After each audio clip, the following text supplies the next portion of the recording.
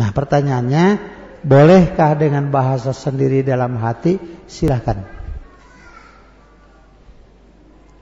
Apa dalilnya mempersilahkan itu? Memeh pokoknya Allah mah sudah tahu apa yang kita mau. Sebelum kita mengucapkan saja Allah sudah tahu apa yang kita mau.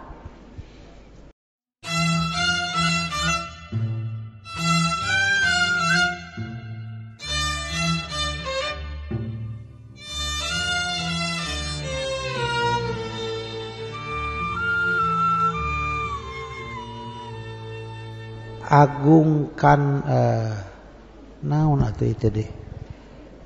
Aduh. Tulisan dosen berarti ya. Teu arti kusorangan gancang teuing. Di bawah ini saya kutip hadis riwayat Muslim dalam bab salat yang artinya agungkanlah Allah yang maha suci dan maha tinggi di dalam ruku dan bersungguh-sungguh dalam berdoa. Ketika sujud pasti doamu dikabulkan. Betul ini. Ada dalam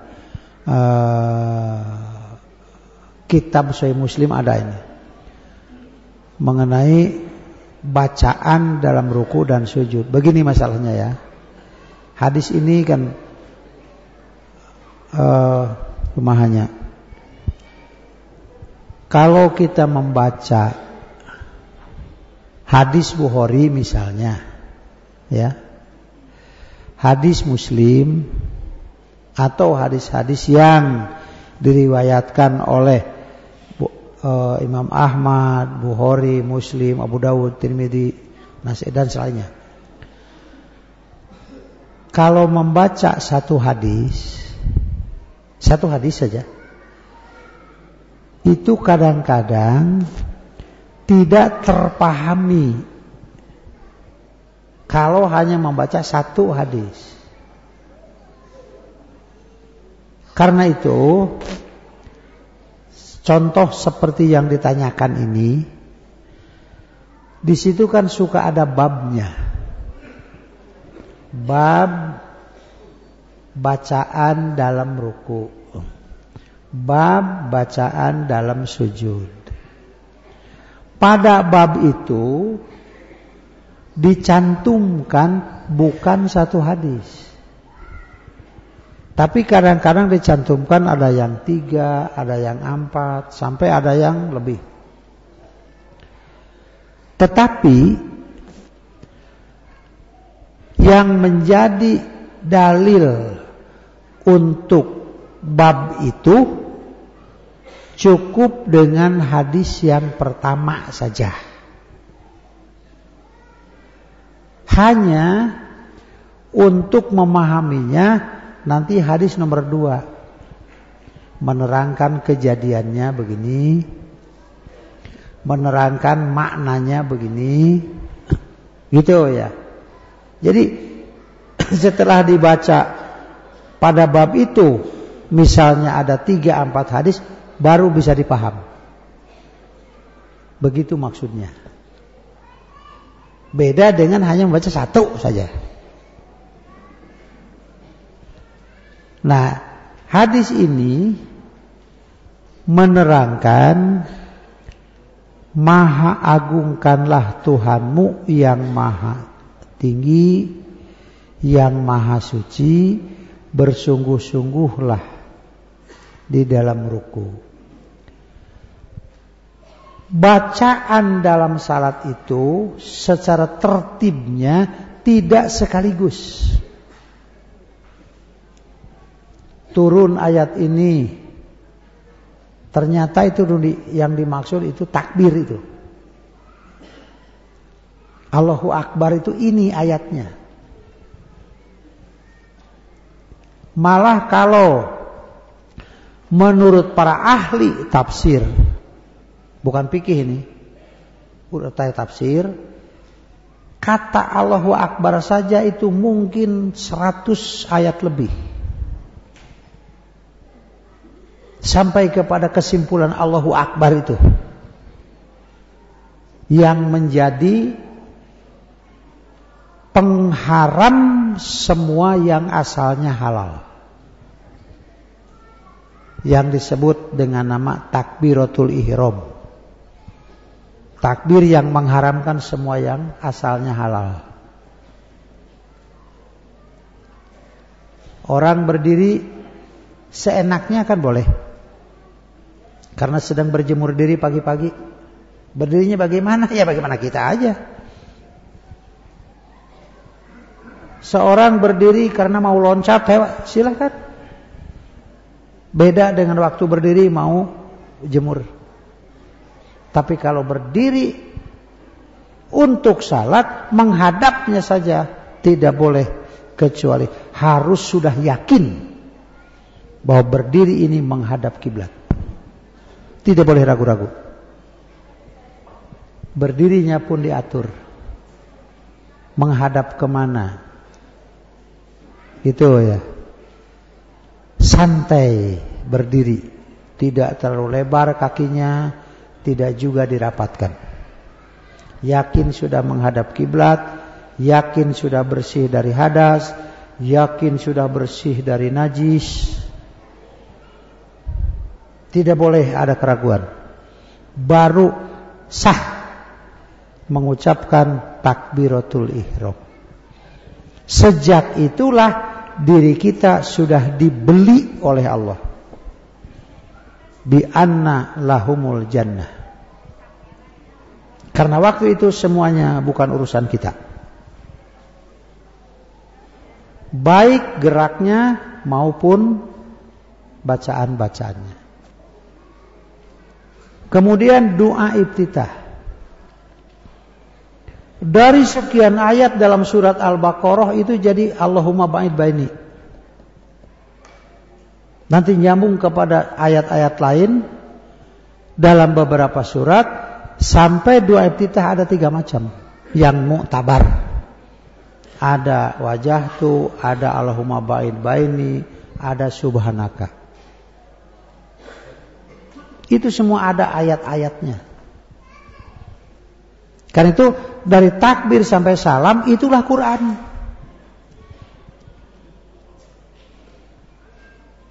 Kalau mau tahu Quran, tah eta Quran. Semua yang ada pada bacaan salat. Karena itu dari awal sampai akhir setiap rakaat harus menginduk kepada bacaan Quran. Harus membaca induk Quran, yaitu Al-Fatihah. Itu tidak sah rakaat salat tanpa Al-Fatihah. Adapun surat-surat itu hukumnya sunat karena semua itu menafsirkan kata-kata yang ada dalam Fatihah itu. Itu ya. Nah, turun ini mengenai urutan ya, mengenai urutannya. Turun ayat ini, lalu Nabi memerintahkan baca ini. Turun ayat Fasabbih bismi rabbikal azim. Itu sudah tengah-tengah Madinah. Tengah-tengah Nabi berada di Madinah. Di Madinah itu kan 11 tahun. Sedang di Mekah dan sedang awal-awal di Madinah belum ada bacaan ini. Yang mana? Turun ayat Subhana Rabbiyal Azim, lalu Nabi perintah jadikanlah bacaanmu di dalam ruku itu. Tapi dalam ruku jangan baca Quran.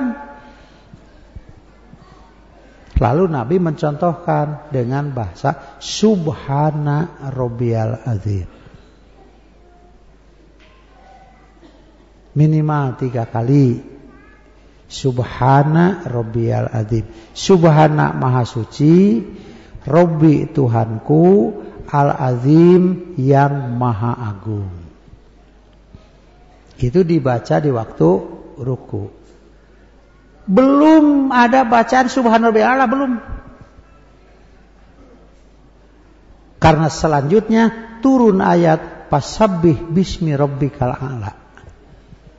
Maka Nabi memerintahkan lagi, bacalah pada sujudmu.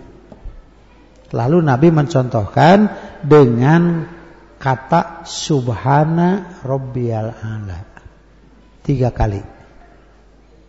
Jadi yang ini dibaca pada waktu ruku, yang ini dibaca pada waktu sujud. Selesai. Kemudian Nabi memerintah di waktu sujud silahkan Anda berdoa. Karena doa di waktu sujud lebih pas, lebih dekat untuk diijabah. Beda dengan orang yang berdoa sambil menari. Itu terlalu jauh untuk diijabah. Itu ya. Doanya apa? Bebas. Sesuai dengan kebutuhan masing-masing.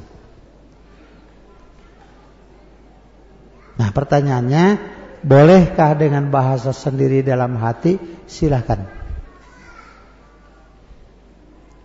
Apa dalilnya mempersilahkan itu? Memeh pokoknya Allah mah sudah tahu apa yang kita mau. Sebelum kita mengucapkan saja Allah sudah tahu apa yang kita mau. Karena itu Nabi mengajarkan doa dengan berbagai ucapan. Itu ibadahnya saja, bukan tauhidnya.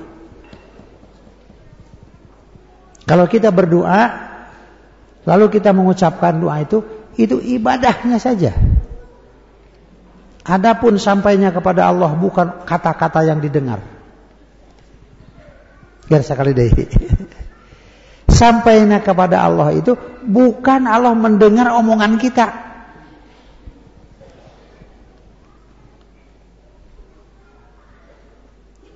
Karena Allah Maha tahu apa yang ada dalam hati kita. Misalnya angkat tangan begini. Ya Rabbi, ya Allah, ya Rabbi, ya Allah, alhamdulillah. Telan amplop kan Allah juga tahu. Sama bukan doa ikhlas, doa ul amplop sama. Gitu ya. Nah, itu kalau kita berdoa jangan kita berpikir bahwa sampainya kepada Allah itu kata-kata yang didengar, bukan begitu. Karena itu dalam bahasa Quran Allah itu bukan sami'un pakai alif sinnya, tapi sami'un, alimun, pakai sigoh mubalaghah dalam bahasa Arab itu. Artinya Allah mendengar, Allah melihat dengan tanpa ada batas. Sampai saya pernah mengatakan di sini, kalau seorang salat di Masjidil Haram terus berdesak-desak ingin dekat Ka'bah, seolah-olah kalau salat dekat Ka'bah kita dekat kepada Allah, itu sudah sedikit-sedikit menyerempet kemusyrikan. Seolah-olah Allah di situ. Tapi kalau kita di Masjid Haram sengaja berdesak-desak untuk salat agar mendapat tempat di saf pertama, itu mendapat pahala lebih daripada salat di saf yang jauh. Tapi kalau pada sok-sok salat dekat Ka'bah lantaran dukut kepada Allah, Allah tadi situ, oh tidak boleh. Itu penghinaan itu. Kenapa? Karena yang di luar Islam untuk dekat kepada Tuhan mereka itu harus didohirkan dengan berupa patung-patung. Menyembah Isa, ada patung Isa. Mempertuhankan Maryam, ada patung Maryam. Mempertuhankan itu apa nanti di Buddha itu kan ada patung Buddha. Nah itu Islam mengajarkan dengan ajaran yang sangat tinggi. Apa sangat tingginya? Kalau menyembah Isa terasa konsentrasi penuh yang kalau dalam Islam disebut khusyuk. Dalam Islam disebut khusyuk. Itu khusyuknya itu kan ada di depan patungnya. Mempertuhankan Maryam, khusyuknya itu kan di depan patungnya. Menyembah Buddha, khusyuknya itu kan ada patung Budanya. Islam mengajarkan khusyuk itu harus berdasarkan ilmu. Maka semakin dalam, semakin luas ilmu seseorang mengenai tauhid, terasa atau tidak, kualitas kehusyuan ibadah akan lebih terasa. Karena itu sholat entong ngayakeun latihan. Sebab yang menghusyukan salat itu bukan berlatih untuk khusyuk, tapi perdalam, perluas ilmunya. Sampai dengan ilmu itu terasa kehusyuan melakukan satu pekerjaan. Nah, di sini ada, saya sengaja agak sedikit melebar menerangkan ini, karena di waktu sujud itu ada satu kenikmatan tersendiri di waktu berdoa, apalagi mun urang ngadoa keur butuh. Itu ya.